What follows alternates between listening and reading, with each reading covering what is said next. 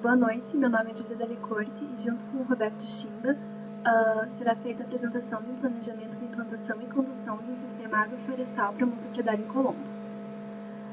A propriedade possui uma área total de 7.560 metros quadrados, onde são desenvolvidas diversas atividades, como cultivo de uva, legumes, peixes e galinhas. E também tem uma parcela com vegetação natural, que é essa parcela aqui. É nessa última área que será aplicado o projeto, compreendendo 4.250 metros quadrados, estando em declive. Devido a esses fatores, não foi considerada a utilização de maquinário para os processos, sendo eles apenas de maneira manual. O interesse dos proprietários era a recuperação da área, conciliando com a produção para a subsistência e geração de renda. Para tornar o interesse deles viável com as características do terreno, foram definidas duas áreas, com 2 sistemas agroflorestais diferentes. Cada um apresenta um arranjo estrutural e temporal, com diferentes espécies, períodos e métodos de implantação, manutenção e colheita. É importante ressaltar que não serão explicados detalhadamente cada cultivo, sendo necessária a leitura do relatório para total compreensão. Foram escolhidas espécies arbóreas e agrícolas, as quais serão definidas e explicadas a seguir. Olá, meu nome é Roberto Schinda, vou mostrar para vocês aí uma parcela do trabalho que a gente desenvolveu aí para uma chácara menor do que 1 hectare e que de maneira bem otimizada consegue implementar um sistema de agroflorestal. Então, o que nós temos aí são 2 sistemas, um deles que vai ser um ciclo produtivo, onde vai gerar uma renda um tempo bem menor, uma melhor flexibilidade, e nesse primeiro sistema que nós temos para apresentar seria um consórcio entre Bracatinga e o milho. Então a Bracatinga numa cultura e espaçamento de 3x2, distante 5 metros aí de uma linha de milho, que vocês podem então notar que esse milho então ele foi feito o estudo para que ele fosse implementado a 50 centímetros um pé do outro. Então esse daqui seria a vista superior, um croquis da vista superior, envolvendo então as bracatingas, num espaçamento 3x2, distante do milho de 50 centímetros por 5, certo? Então aqui no croquis vertical, a gente consegue perceber num estágio intermediário, como que seria então esse espaçamento, fazendo com que o milho possa então ter uma incidência solar bastante significativa, e ao mesmo tempo poder aproveitar ali essa possibilidade de retenção de alguns nutrientes, entre outros.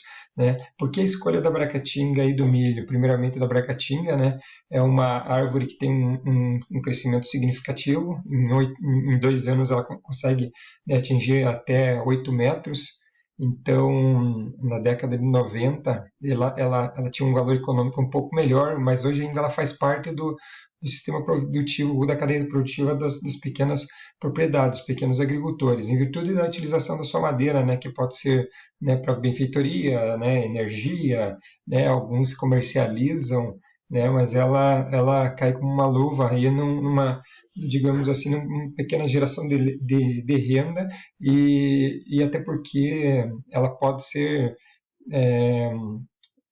feito desde o plantio até a sua colheita, o sistema totalmente manual, Se for mecanizado, apenas com uma motosserra, você consegue fazer aí o manejo, Então ela está entre as escolhidas em virtude da rapidez e flexibilidade, junto em consórcio com o milho. O milho porque é um alimento completo, serve tanto para humanos também como para criação, já que a chácara conta com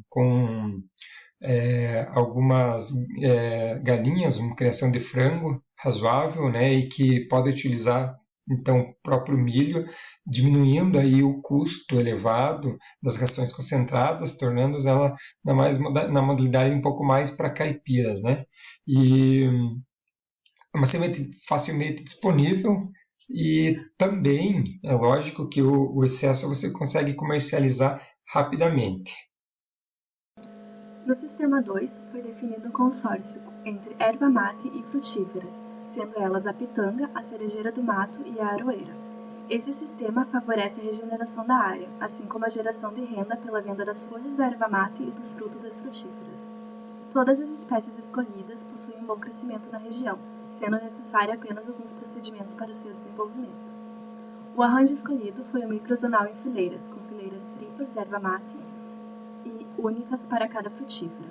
O espaçamento seria 2 metros entre a erva mate e 4 metros entre as frutíferas, espaçadas 5 metros entre si. Também foi aplicado o espaçamento de 10 metros entre as linhas de erva mate e as frutíferas, para promover a regeneração natural da área. Pelo cálculo de área e espaçamento, poderão ser colocadas 36 mudas por linha no caso da erva mate, resultando num total de 216 árvores, e 14 mudas por linha no caso das frutíferas. Em relação ao arranjo temporal, é simultâneo e permanente, pois todas as espécies presentes estarão no sistema ao mesmo tempo. Em relação ao extrato arbóreo, as espécies escolhidas variam de 15 a 20 metros, sendo todas de porte médio. A primeira espécie escolhida na SAF foi a erva mate, e ela pode ser implantada logo no primeiro ano, no mês de setembro, sendo mantida sem perspectiva de corte. Para a geração de renda, são feitas a colheita das folhas nos meses de setembro e outubro, com um período entre colheitas de 18 meses. O erval perde a produtividade após sucessivas colheitas, sendo necessário seu replantio ou recuperação. Esta pode ser feita pelos métodos de decepa ou de rebaixamento. Em relação à produção, a primeira coleta pode ser feita na metade do quarto ano, com a produtividade crescendo de maneira gradativa até se estabilizar em 10 kg de folha por planta aos 9 anos. Portanto, até os 9 anos, a produção anual será de 600 a 1.500 kg, se estabilizando em 2.000 kg depois dos 10 anos. Em seguida, a aroeira, escolhida tanto por promover o reflorestamento quanto pelo potencial comercial, visto que seu fruto tem alto valor agregado no mercado. A época ideal para plantio é nos meses chuvosos, podendo ser implantada logo no primeiro ano da SAF, com a primeira colheita no segundo ano. A colheita ocorre em 3 etapas, sendo elas o corte dos galhos, a coleta dos frutos maduros e o desfolhamento para a coleta dos frutos semi-maduros. O método alternativo, através da mesa de colheita, tem tomado força nos últimos anos, aumentando a eficiência desse processo. Após a colheita, é feita a secagem dos frutos para comercialização. Foi considerada uma produtividade média de 7 kg por planta, resultando em 98 kg de frutas por ano. A próxima espécie é a cerejeira do mato, indicada para a recuperação de áreas degradadas. Além disso, ela possui um fruto apetitoso, sendo possível sua comercialização in natura ou através do beneficiamento. O plantio pode ser feito no primeiro ano, nos meses de setembro e outubro. A primeira frutificação ocorre entre o quarto e o sétimo ano, sendo possível sua colheita de maneira manual através da coleta dos frutos na árvore. Não foi determinada uma data final para seu corte. Em relação à produtividade, foram consideradas 20 kg de fruto por planta, resultando em 280 kg por ano. A última espécie foi a pitanga, que é considerada para fins de restauração florestal e geração de renda. O seu plantio é feito nos meses chuvosos, pois essa espécie é sensível ao déficit hídrico, sendo recomendado pelo mesmo motivo uma rega de 10 litros de água por planta. A primeira colheita é possível a partir do segundo ano, com a produtividade aumentando gradativamente até se estabilizar no sexto ano. A frutificação principal ocorre de agosto a novembro, mas em condições ideais pode frutificar uma segunda vez ao ano. A colheita é feita de maneira manual das frutas ainda na planta. Para o cálculo de produtividade, foi considerado um valor médio de 15 kg de fruta por planta, resultando em uma produtividade ideal de 210 kg de fruta por ano. Para as duas últimas espécies, por se tratarem de frutos carnosos sensíveis à degradação, é recomendado um processo de conservação ou beneficiamento. O beneficiamento, além de aumentar o tempo de comercialização, também gera a agregação de valor ao produto. Levando em consideração a área que pode ser uma área de regeneração, uma área de reflorestamento ou simplesmente que sirva para agricultura, né, nós temos que pensar como vai ser feita essa implementação. Nós vemos através dessa imagem, dessa figura, que a área é uma área bastante declivosa. Nós temos uma diferença aí no terreno de aproximadamente 20 metros de altura, né? Uma diferença de altitude que nos dá essa proporção de 20 metros. Então, é uma região que não permite mesmo a mecanização. Em virtude disso, aí, a gente fez um plano de implantação, perdão, envolvendo a mão de obra familiar, né? E a, a menor possibilidade de utilizar algum tipo de maquinário. Então, nós criamos os fluxogramas, né, os quais vão ajudar o proprietário, principalmente na limpeza da área. Né? Você vê aqui pela análise da vegetação, se tem gramíneas ou não. A gente citou um herbicida, é lógico que nem sempre o herbicida, né, deve ser o indicado. Né? Existe a maneira ecológica também de você tratar e poder fazer com que o terreno, então, se torne limpo. A análise de infestações, né, presença de formigas, entre outros. Né? Ainda se tratando, né, da implantação, né? Depois vem o preparo do solo, o solo compactado. A gente citou o trator, mas o trator, se tivesse que utilizar, é lógico, de maneira arrendatária, você utilizar do serviço, pagar por ele, principalmente nas áreas que permitem o uso do trator, né? Só para mesmo para diminuir aí o esforço, né, no planejamento familiar.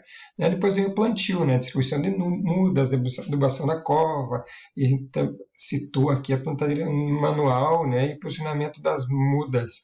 Então, isso, pela quantidade aí e pelo espaço de tempo em que foi feito o planejamento, pode ser feito pela mão de obra familiar mesmo. Aqui o cronograma de operações, estão vendo que no primeiro ano, então, tudo que está em vermelho é da silvicultura, então no primeiro momento dá atenção para essa situação da silvicultura e faz, né, desde o controle o combate a pragas, formigas, preparo do solo, plantio, adubação, tudo isso, né, a gente enumerou semanalmente, né? Então os trabalhos começariam em agosto, né?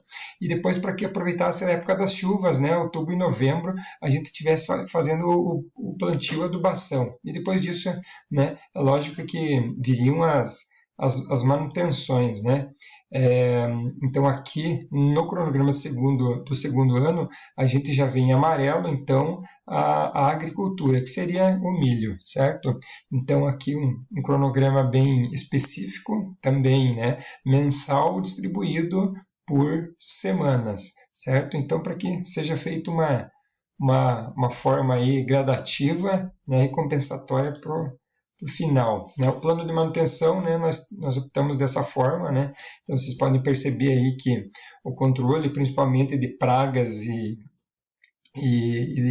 entre outros aí, formigas, né, infestações, né, utilização de alguns fungicidas que também podem, né, ocorrer, né? Então ele está distribuído ao longo do ano. E esse cronograma de manutenção, nós fizemos então ele distribuído dessa forma aí, de janeiro a dezembro.